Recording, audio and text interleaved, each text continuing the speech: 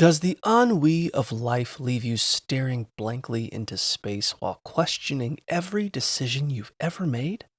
Turns out, you may be experiencing an existential crisis. To navigate the void, start by identifying your triggers, such as being a third wheel at a couple's dinner that reminds you just how single you are. Now, if you're the type who actually thrives in the face of a crisis, try waiting it out. Otherwise, surround yourself with people who truly love you. Or imagine a big sister figure like Emma Chamberlain giving you the unfiltered advice you'd want to hear. Resist the urge to isolate. Stop comparing yourself to your coworkers at Coachella and clean your messy room. Finally, dig deep and talk it out with a friend. Attend a support group or see a therapist, because figuring out the meaning of life is much easier when you aren't doing it alone.